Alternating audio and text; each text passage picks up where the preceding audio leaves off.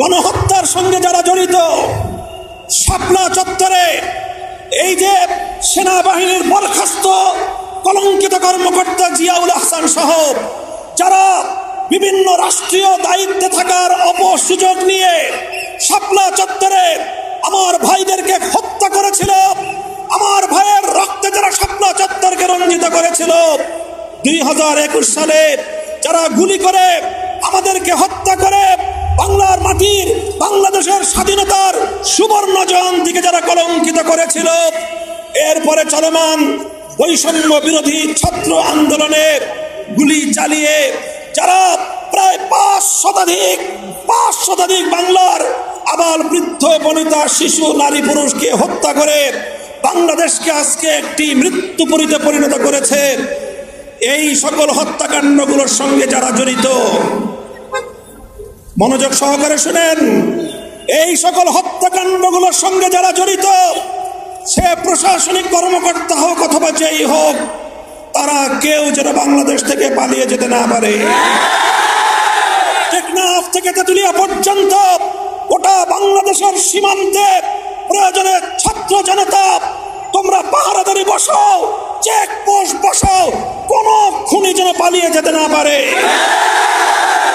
আমি বলতে চাই, এয়ারপোর্ট থেকে, বিমানবন্দর থেকে ইমিগ্রেশন কর্তৃপক্ষকে বলতে চাই, যেভাবে আপনারা ইতিমধ্যে কয়েকজন পলায়ন পর দুর্বৃত্তকে আটক করে সেনাবাহিনীকে হস্তান্তর করেছেন, সেজন্য আপনাদেরকে ধন্যবাদ জানাই। আগামী দিনের জন্য সতর্ক করি, কোন দুর্বৃত্ত যেন আমাদের শাহজালাল বিমানবন্দর ব্যবহার করে ওখান থেকে পালিয়ে গিয়ে সে যেন এই খুনের বিচারকে বাধাগ্রস্ত করতে না পারে, সে ব্যাপারে আগামী দিন আপনারা সোচ্চার থাকবেন ইনশাআল্লাহ। সংগ্রামী সাথী ও বন্ধুগণ, এভাবে হেফাজতে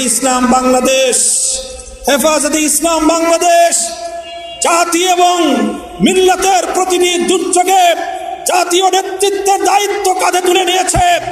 আজ বাংলাদেশের মানুষের জান মাল ইজ্জত নিরাপত্তা প্রতিষ্ঠায়, দেশের স্বাধীনতা রক্ষায় হেফাজতে ইসলামের ঐতিহাসিক ভূমিকা ইনশাআল্লাহ দেশের দেশপ্রেমিক সশস্ত্র বাহিনী এবং আগামী দিনের সরকারকে আমরা সহযোগিতা করব।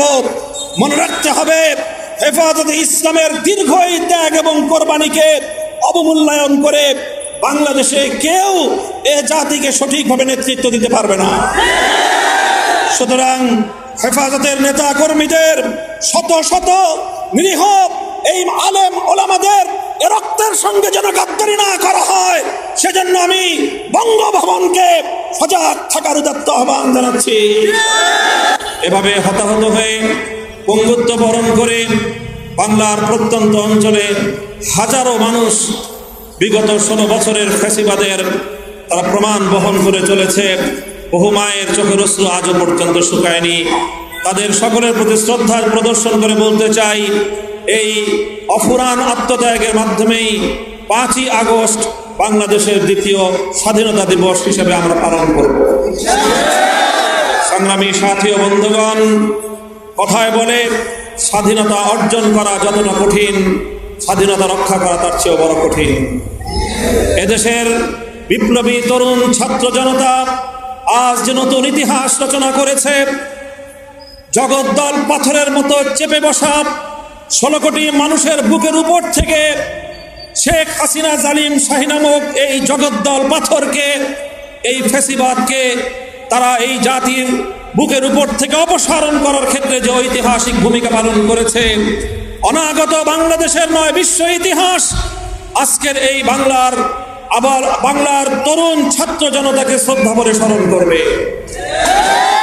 এই সংগ্রামের অন্যতম সৌন্দর্য হল ফ্যাসিবাদ বিরোধী, বৈষম্য বিরোধী ছাত্র আন্দোলনের অন্যতম বৈশিষ্ট্য আমরা লক্ষ্য করেছি, রাজপথে ছাত্র জনতার মধ্যে কোনো দলীয় সংকীর্ণতা ছিল না, কোনো ভেদাভেদ ছিল না।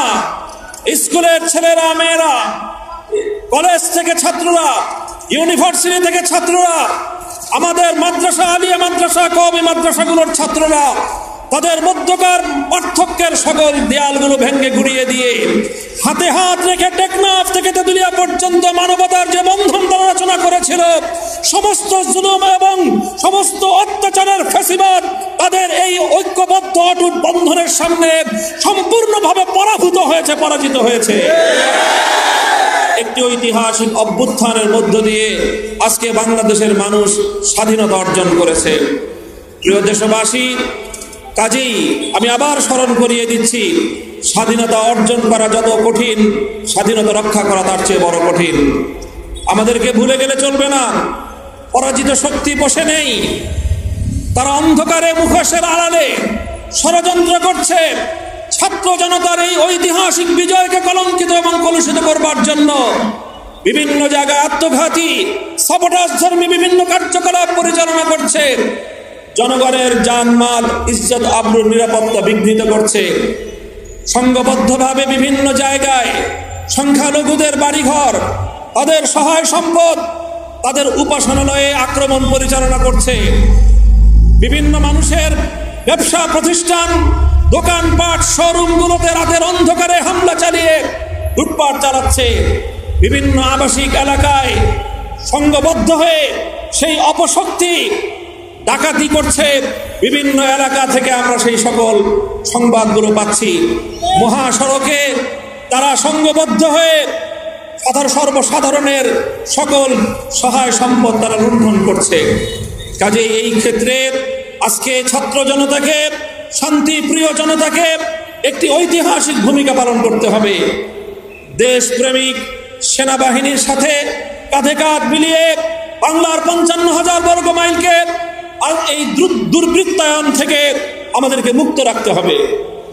এজন্য আমি বলবো, আমরা দেখছি ঢাকার শহর সহ বাংলাদেশের প্রতিটি শহরে আজকে ছাত্র জনতা তারা ট্রাফিকিং এর মাধ্যমে সড়কে যে অভূতপূর্ব শৃঙ্খলা ফিরিয়ে এনেছে।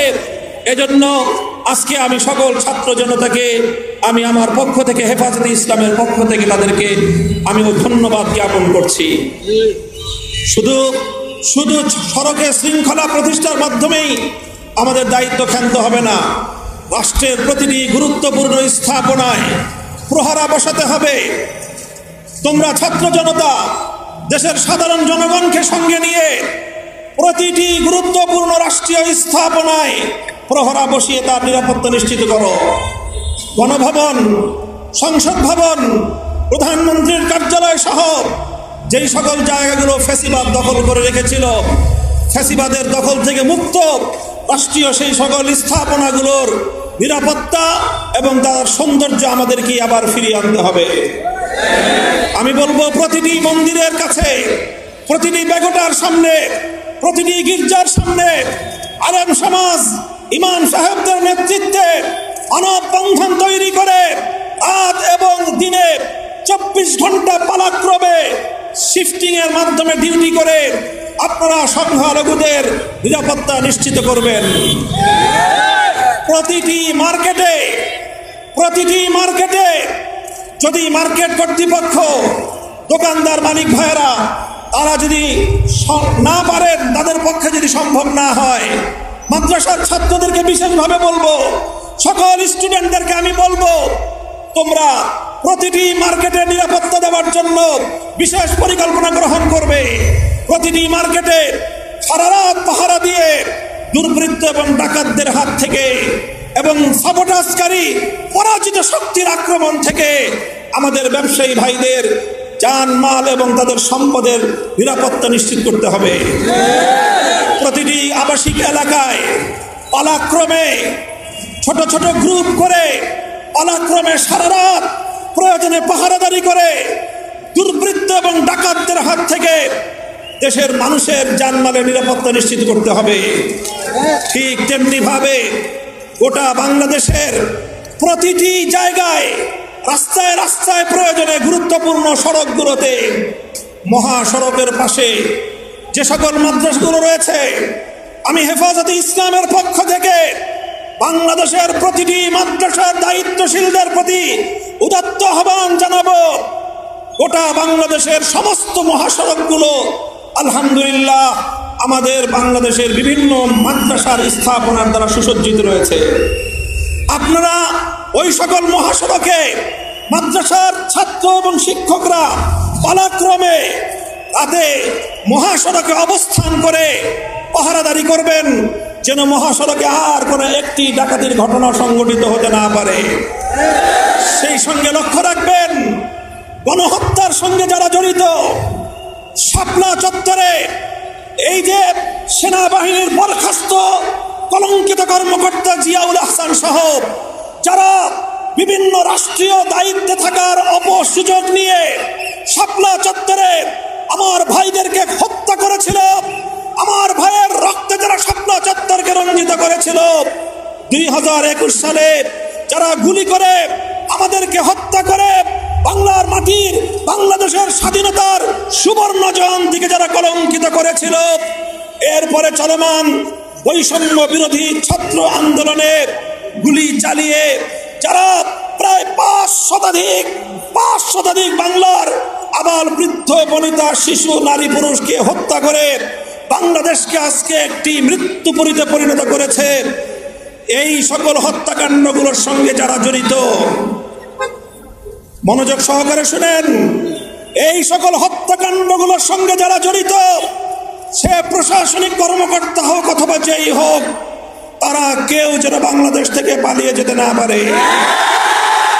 টেকনাফ থেকে তেঁতুলিয়া পর্যন্ত গোটা বাংলাদেশের সীমান্তে প্রয়োজনে ছাত্র জনতা তোমরা পাহারাদারি বসাও, চেকপোস্ট বসাও, কোন খুনি যেন পালিয়ে যেতে না পারে। আমি বলতে চাই, এয়ারপোর্ট থেকে, বিমানবন্দর থেকে, ইমিগ্রেশন কর্তৃপক্ষকে বলতে চাই, যেভাবে আপনারা ইতিমধ্যে কয়েকজন পলায়ন পর দুর্বৃত্তকে আটক করে সেনাবাহিনীকে হস্তান্তর করেছেন, সেজন্য আপনাদেরকে ধন্যবাদ জানাই।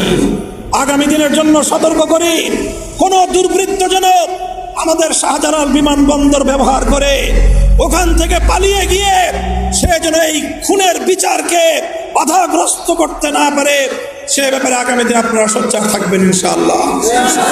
সংগ্রামী সাথী ও বন্ধুগণ, এভাবে হেফাজতে ইসলাম বাংলাদেশ জাতি এবং মিল্লাতের প্রতিটি দুর্যোগে জাতীয় নেতৃত্বের দায়িত্ব কাঁধে তুলে নিয়েছে। আজ বাংলাদেশের মানুষের জান মাল ইজ্জত নিরাপত্তা প্রতিষ্ঠায়, দেশের স্বাধীনতা রক্ষায় হেফাজতে ইসলামের ঐতিহাসিক ভূমিকা ইনশাআল্লাহ দেশের দেশপ্রেমিক সশস্ত্র বাহিনী এবং আগামী দিনের সরকারকে আমরা সহযোগিতা করব। মনে রাখতে হবে, হেফাজতে ইসলামের দীর্ঘ এই ত্যাগ এবং কোরবানিকে অবমূল্যায়ন করে বাংলাদেশে কেউ এ জাতিকে সঠিকভাবে নেতৃত্ব দিতে পারবে না। সুতরাং হেফাজতের নেতা কর্মীদের শত শত নিরীহ এই আলেম ওলামাদের রক্তের সঙ্গে যেন গাদ্দারি না করা হয়, সেজন্য আমি বঙ্গভবনকে সজাগ থাকার উদাত্ত আহ্বান জানাচ্ছি।